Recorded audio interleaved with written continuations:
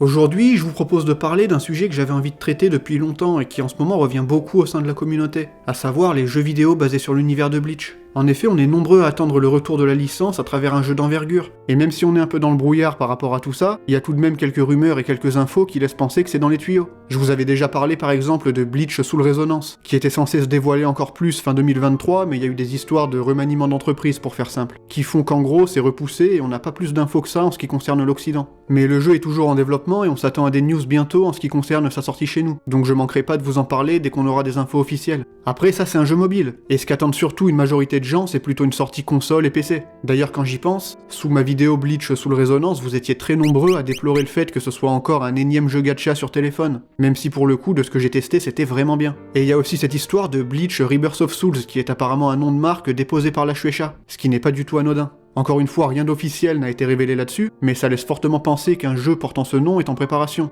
Mais bon, tout ça on verra en temps voulu, car le but de cette vidéo c'est de faire la rétrospective de tous les jeux Bleach déjà sortis, et il y en a quand même un sacré paquet. Après, pour ce qui est de la qualité, on va pas se mentir, c'est quand même plutôt mitigé globalement. Mais personnellement, j'ai pas mal de bons souvenirs quand même, et évidemment j'ai joué à la quasi-intégralité des jeux pour pouvoir me faire un avis, et il y en a que j'avais fait aussi à l'époque de leur sortie française, même si ceux-là sont rares en vérité, puisque la plupart des jeux Bleach sont restés exclusifs au Japon. Enfin bref, on a beaucoup de jeux à traiter, donc passons aux choses sérieuses, et on va faire ça par ordre chronologique, à commencer par Bleach Hit the Soul, sorti sur PSP en mars 2005. C'est évidemment le tout premier jeu console basé sur Bleach, mais aussi le premier d'une longue série sur PSP. Il y en a pas moins de 7 qui sont sortis entre 2005 et 2010, mais comme pas mal de jeux Bleach, ils sont parus qu'au Japon et c'est sacrément dommage parce qu'en vrai ils sont loin d'être nuls. En termes de gameplay, c'est du versus dans un style un peu similaire à du Tekken pour comparer. Et franchement, on a déjà vu bien pire dans le genre en termes de jeux d'animé. C'est plutôt fluide et même si c'est assez répétitif en solo, pour l'époque j'aurais vraiment pas dit non. À travers les différentes itérations de cette série, on retrouve en plus pas mal de fonctionnalités multijoueurs, que ce soit en versus ou en coop, et je pense que ça a dû pas mal jouer sur le succès de la série en vrai. Après bon, c'est le genre de jeu où tu fais qu'enchaîner les combats entre deux mini-dialogues, et les différents opus se ressemblent quand même beaucoup entre eux, genre je sais pas s'il y avait besoin d'en sortir 7 en 5 ans. En termes d'histoire, le premier se termine au combat contre Byakuya et le 7 se finit avec la fausse Karakura, et il y a même quelques arcs fillers qui sont jouables. Un truc cool, c'est aussi la variété des personnages, notamment dans le 7 où il y en a plus de 80, et tu peux même jouer Aion, c'est assez drôle. Donc si vous devez tester cette série, je vous recommande celui-là vu que c'est le plus avancé à la fois en termes d'histoire et de gameplay, mais même s'ils sont tous plutôt cool quand on est fan de Bleach, on sent aussi qu'ils se sont bien gavés sur la licence en sortant le plus d'opus possible. En tout cas, après ce premier opus de la série des Hit the Soul, on retrouve en juillet 2005 un jeu obscur sorti sur Game Boy Advance, du nom de Bleach Advance Kurenai ni Somaru Soul Society. Je crois que ça veut dire un truc du genre Soul Society teinté de rouge, mais je suis pas sûr. Par contre, ce dont je suis sûr, c'est que j'ai pas mal de mauvais souvenirs en lien avec les jeux GBA issus de manga ou d'anime, et celui-là, franchement, il fait pas trop envie.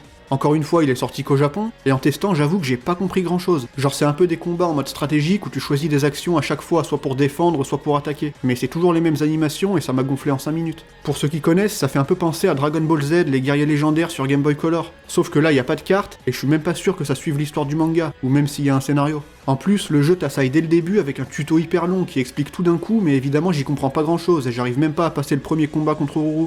Puis quand les persos bougent, ils font un bruit de cheval qui galope et c'est vite insupportable. Non franchement, celui-là je pense qu'on peut clairement l'oublier.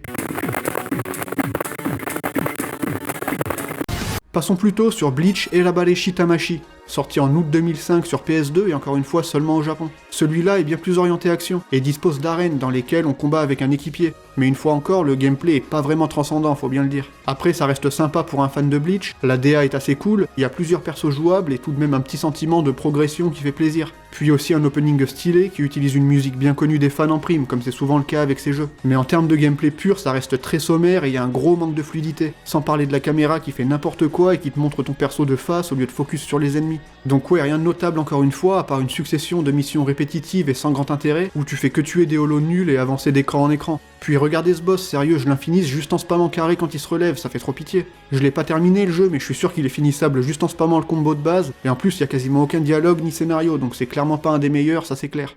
Côté GameCube, en décembre 2005 sortait Bleach Tasogare ni Mamieru Shinigami, ou la rencontre des Shinigami au crépuscule. Vraiment ces noms ils ont aucun sens, c'est incroyable. Et pour le coup le jeu est au même niveau que le nom, c'est-à-dire très mid. C'est encore un jeu de versus dans lequel on revit l'histoire de Bleach, ou du moins ce qu'il était possible de revivre en 2005, mais le jeu est vachement rigide et c'est vraiment pas fou à jouer je trouve. Les mouvements sont mous, les animations sont vraiment pas très poussées et il y a très peu de variété dans les coups de ce que j'ai testé. On dirait que c'est les mêmes enchaînements de touches pour la plupart des persos et j'arrive pas à faire autre chose que des auto-combos nuls. Puis comme le jeu est encore un enchaînement de combats entrecoupé de petites cinématiques statiques sans intérêt, ça saoule vite. Surtout que t'es obligé de finir chaque chapitre d'une traite, autrement tu recommences du début. Donc ouais, encore un jeu pas vraiment mémorable, mais je vous promets, ça va largement s'améliorer avec la suite. En effet, on arrive enfin sur le premier jeu qui a réussi à passer les frontières japonaises et qu'on est très nombreux à avoir eu à l'époque. Le fameux Bleach The Blade of Fate sur DS, sorti en janvier 2006 au Japon et seulement 2 ans après chez nous, début 2008. En tout cas, faut dire que beaucoup de gens, moi y compris, ont de très bons souvenirs de ce jeu qui pour l'époque était vraiment pas mal. En termes de jeu de combat 2D, il y a des mécaniques assez poussées malgré tout et c'est assez rare en ce qui concerne les jeux issus de manga en réalité, surtout sur DS. Là on est clairement sur un truc qui peut faire penser à Street Fighter ou Guilty Gear, avec des inputs précis à faire pour les coups spéciaux, des phases de combo et des possibilités de mouvements diverses dans les airs ou sur terre. On pouvait aussi se taper en multi contre d'autres joueurs et l'histoire du jeu suit bien le manga même si ça va pas très loin. Et franchement, en y rejouant pour la vidéo, j'ai halluciné de comment le jeu est bien encore aujourd'hui. C'est un truc de fou. C'est fluide, chaque perso est différent, il y a une grosse marge de progression et en plus il y a même une sorte de mode moderne à la Street Fighter 6 si j'ose dire, où il suffit d'un coup de stylet pour lancer les coups spéciaux. Et une des particularités du jeu, c'était son système de cartes permettant d'utiliser certaines actions pendant les combats, ce qui rajoutait encore un peu de profondeur. Genre tu pouvais debuff l'ennemi, gagner un saut supplémentaire, augmenter ton attaque et tout un tas de trucs. Et il y avait juste à créer son deck de cartes selon son style de jeu.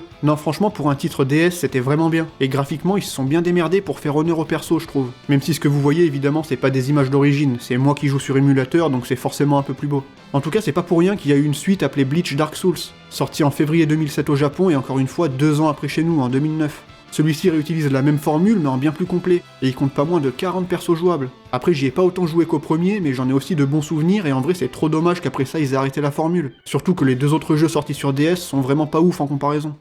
Et maintenant on arrive sur le jeu Bleach Hanatale Shiyabo, sorti sur PlayStation 2 en février 2006. Cette fois on est sur un JRPG qui est un genre qui me parle beaucoup, mais lui aussi n'a malheureusement jamais réussi à passer les douaniers japonais. Et c'est dommage en vrai, surtout que le jeu propose une histoire et des personnages inédits en plus des persos classiques du manga, et aussi des dialogues presque entièrement doublés, ce qui est vraiment pas mal. On peut aussi explorer les rues de Karakura, ce qui à première vue donne envie, mais en vrai c'est restreint à de mini-écrans quasi identiques les uns aux autres, et y a vraiment rien d'excitant à ce niveau. Mais c'est très compliqué de juger un RPG comme ça avec peu de temps de jeu, et la barrière de la langue se fait bien sentir comparé au simple jeu de combat où il y a moins de trucs à savoir pour pouvoir jouer. Après en cherchant un peu les rares reviews qu'on peut trouver, ceux qui l'ont terminé s'accordent à dire que le système de jeu manque beaucoup de profondeur, ce qui est problématique pour un RPG. Et après quelques heures de jeu, pour moi l'absence d'ambition se fait vite ressentir. Mais malgré ces reviews et les critiques très moyennes qu'a reçu le jeu à sa sortie au Japon, j'aurais quand même bien aimé pouvoir y jouer en anglais ou en français pour pouvoir me faire une meilleure idée. Malheureusement impossible de trouver un patch de traduction, et du coup je serais curieux de savoir si certains d'entre vous l'ont terminé quand même pour avoir vos avis.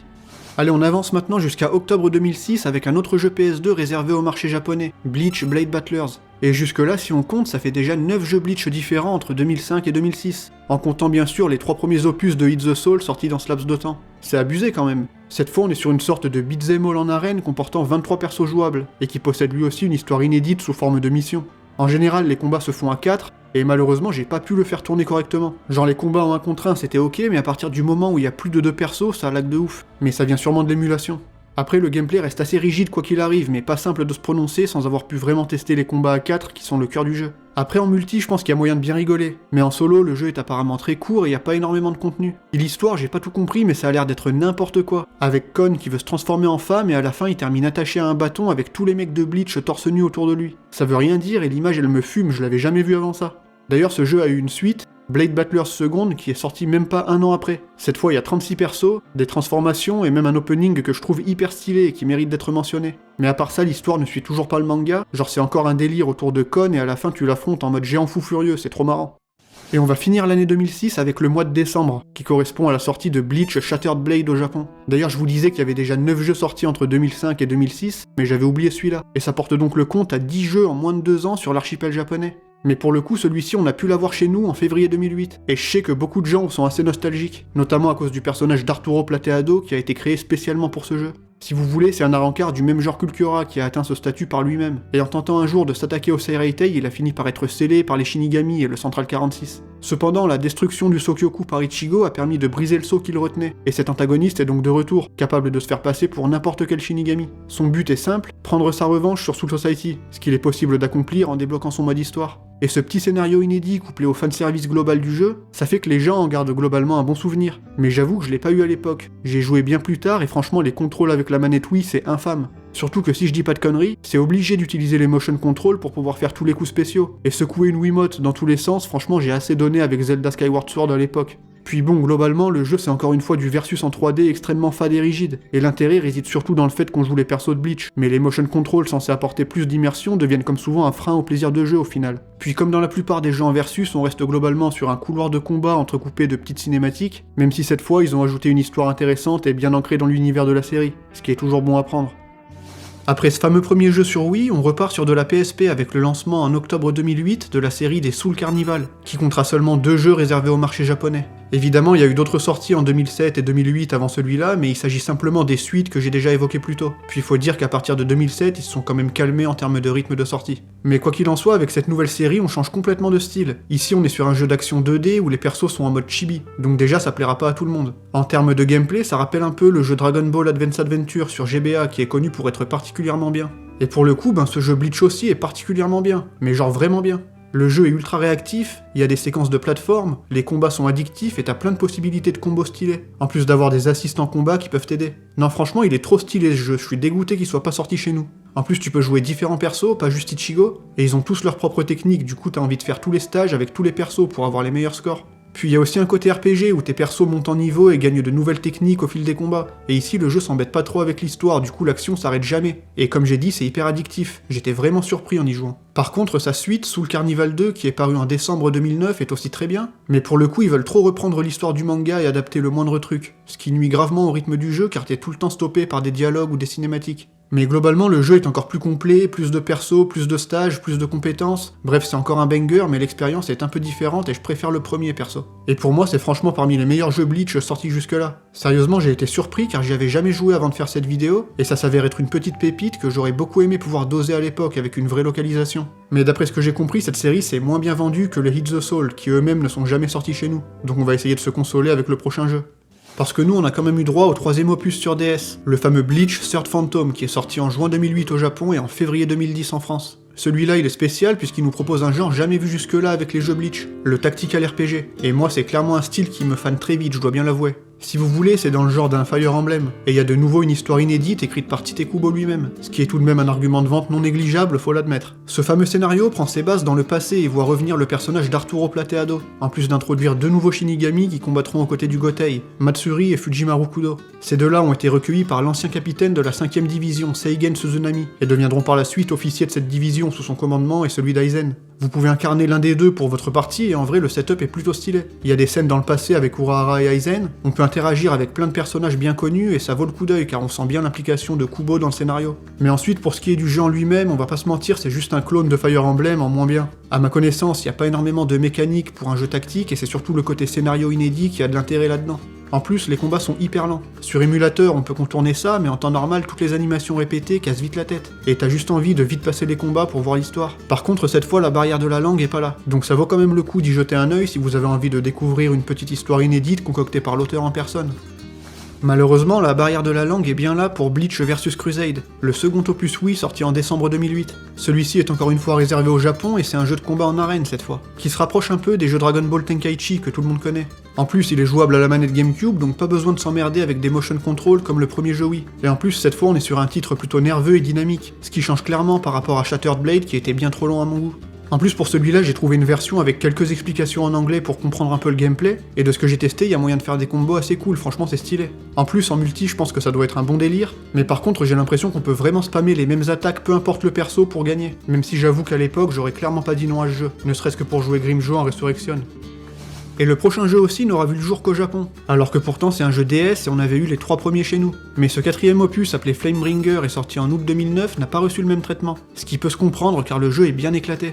Là on change encore de style avec de l'action plateforme qui rappelle un peu Soul Carnival sorti plus tôt sur PSP, et on a de nouveau droit à une histoire détachée du manga, avec un Zanpakuto maléfique qui prend possession de Rukia et Ichigo qui se fait arrêter par le Gotei 13. Mais à part ça j'ai pas grand chose à dire dessus, c'est encore une fois très répétitif et sans pouvoir vraiment comprendre l'histoire, y a pas énormément d'intérêt à y jouer aujourd'hui à mon avis. Surtout que c'est beaucoup moins bien que Soul Carnival, et en plus il y a un système de verticalité vraiment déconcertant avec les 2 écrans de la DS qui pour moi rend le truc quasi injouable, et on sent bien qu'ils ont voulu gratter un dernier billet sans se faire chier avec celui-là. Mais quoi qu'il en soit, on arrive sur le dernier jeu console sorti à ce jour, qui heureusement est sorti chez nous et c'est un de ceux que j'ai le plus dosé à l'époque. Ce jeu c'est bien sûr Bleach Soul Resurrection, sorti en juin 2011 au Japon et seulement 3 mois après chez nous. Lui c'est certainement le plus connu, je sais que beaucoup de gens y ont joué et mine de rien ça fait déjà 13 ans. Alors disons-le tout de suite, ce jeu est loin d'être incroyable en vrai. Il est même plutôt pas ouf si on se veut objectif et il y a très peu de contenu à l'intérieur. Mais ça reste quand même un des jeux Bleach les plus fun à jouer, avec ce côté beat'em all bourrin qui est quand même assez satisfaisant et pas mal de persos jouables qui ont tous leurs spécificités, ce qui donne envie de tous les essayer pour voir ce qu'ils peuvent faire. Mais le problème c'est que chaque perso a un moveset très restreint, et même le système de level up pour améliorer les stats change rien à ça, sans compter que c'est hyper long si tu veux maxer un perso. Mais il y a aucune nouvelle attaque à apprendre et au final tu spammes toujours les mêmes compétences. Après, les différents environnements et la liberté de mouvement au sein des niveaux participent à rendre l'expérience bien plus immersive que les simples jeux de versus, qui était un peu la formule de base, même si évidemment c'est plus simple de faire ce genre de truc sur PS3. Mais encore une fois, il y a un gros problème, tu peux skipper la majorité des niveaux en rushant comme un dératé et en faisant que les combats obligatoires, même si du coup tu perds pas mal de ressources nécessaires à l'augmentation de tes stats, et le cœur du jeu c'est quand même la baston, même si elle est ultra répétitive. Perso, mon main c'était Stark, il était trop fumé et j'aimais trop son gameplay à distance. Mais bon, comme je le disais aujourd'hui, le gameplay est vite redondant, et niveau scénario, même si ça reprend tout l'arc à rencard, il y a vraiment très peu d'efforts de mise en scène, ce qui est clairement dommage pour de la PS3. Le jeu est clairement pas là pour revivre l'histoire, genre t'as juste un boss qui t'attend à chaque niveau et qui représente un combat du manga, puis voilà. Et malheureusement, on sent bien le manque d'ambition et de budget.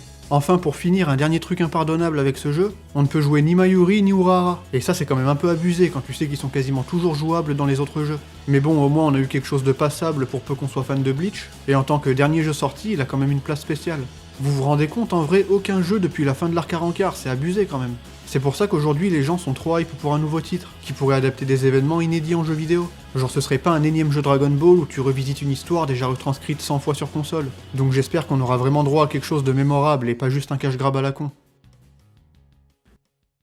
Mais d'ici là on n'a pas terminé car faut encore parler des jeux mobiles, qui sont au nombre de 5 et qu'on va évoquer rapidement car l'un d'entre eux a tout de même une importance particulière au sein de la communauté. On commence donc avec Bleach Bankai Battle, un jeu obscur sorti en 2014 et exclusif aux japonais encore une fois. Vous savez, c'est de ce jeu que viennent ces fameuses cartes que j'ai déjà utilisées dans certaines vidéos. Mais le truc c'est que c'est impossible de trouver des images de gameplay. J'ai vu de rares personnes qui ont pu le tester à l'époque où il était jouable, et visiblement c'est du BBS mais en moins bien si on en croit leur review. Mais là c'est vraiment chaud de se faire une idée, surtout que les serveurs sont fermés depuis 2019. Donc si certains d'entre vous y ont joué, je veux bien avoir vos avis. Mais le plus connu quand on parle de jeux mobiles, c'est évidemment Bleach Brave Souls, qui est disponible chez nous depuis 2016. Pour le coup, non seulement le jeu a été traduit en plusieurs langues, mais en plus il a aussi eu droit à une sortie sur Steam et sur PS4, ce qui montre un certain succès et selon moi c'est mérité. Perso, j'y ai joué pour la première fois en 2020 avec le début de la chaîne, mais au final j'y ai mis des centaines d'heures et c'est littéralement le seul jeu gacha sur mobile auquel j'ai joué de façon régulière, si on oublie Duel Links bien sûr. Donc ouais, pour moi la proposition est bonne et c'est un gacha qui n'a pas volé son succès. D'ailleurs c'est pas pour rien qu'aujourd'hui le jeu est toujours là avec des mises à jour régulières, et il fait clairement partie de ceux que je vous recommande. Mais je pense que le plus marquant avec ce jeu, c'est qu'il a su maintenir une certaine activité et une hype autour de Bleach pendant la période sombre, alors que le manga venait de se terminer et qu'il y avait plus grand chose de concret en lien avec la licence. Beaucoup de gens ont par exemple découvert certains persos de l'arc final grâce à ce jeu, à une époque où tout le monde pensait qu'il serait jamais adapté en animé, et c'est pareil pour les romans qui y sont résumés d'une plutôt bonne manière. Du coup rien que pour ça il a son intérêt, et niveau fanservice il fait très plaisir, avec beaucoup d'illustrations magnifiques et beaucoup de soins apportés aux détails. Genre on voit bien que les mecs derrière adorent l'univers de Bleach. Le seul problème c'est qu'aujourd'hui le jeu est quand même vieillissant et en termes de gameplay on se fait chier faut le dire, sans compter que ça devient chaud d'innover à chaque fois qu'ils sortent de nouveaux personnages. C'est pour ça que j'attends de fou un jeu comme Bleach Soul Resonance, qui apporterait de la fraîcheur et de la nouveauté avec un tout nouveau système de jeu, bien plus nerveux et dans la veine de ce qui se fait aujourd'hui. Mais en tout cas BBS reste un monument à mes yeux, et on peut facilement dire qu'il a pas mal participé au maintien de la popularité de Bleach avant le retour de l'anime. En tout cas c'est l'impression que j'ai après y avoir beaucoup joué et après avoir beaucoup parlé avec de gros doseurs du jeu.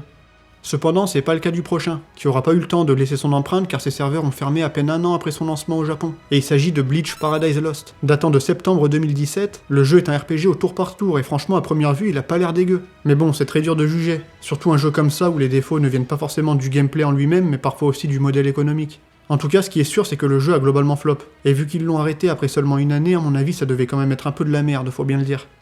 Quoi qu'il en soit, 3 ans après ça sortait le jeu Bleach Immortal Soul, qui lui est disponible chez nous. Et celui-là, après l'avoir testé à la sortie, je l'avais trouvé vraiment pourri. Genre la traduction était complètement ratée et le système d'évolution des persos c'était littéralement du foutage de gueule. Mais apparemment il est encore là aujourd'hui et j'ai pas vraiment la foi de le relancer. Donc si certains y jouent, je vous laisse me donner vos avis, mais quand je regarde du gameplay, j'ai l'impression de voir un jeu flash, et ça donne pas du tout envie. Du coup on va pouvoir parler du dernier jeu de cette rétrospective, Bleach Soul Rising, sorti en septembre 2020 et disponible chez nous sous le nom de Bleach Mobile 3D. Pour faire simple, c'est une sorte de Bleach Brave Souls mais avec de meilleurs graphismes. Et c'est logique puisque le jeu est co-développé par Clap Games, qui sont les devs à l'origine de Brave Souls. Mais en réalité, c'est pas juste un BBS 2.0, étant donné que le jeu se présente comme un MMORPG dans lequel vous pouvez interagir avec d'autres joueurs et remplir tout plein de quêtes données par des PNJ. Mais bon, appeler ça MMORPG, c'est quand même un peu abusé, étant donné que c'est pas l'aspect le plus important du jeu.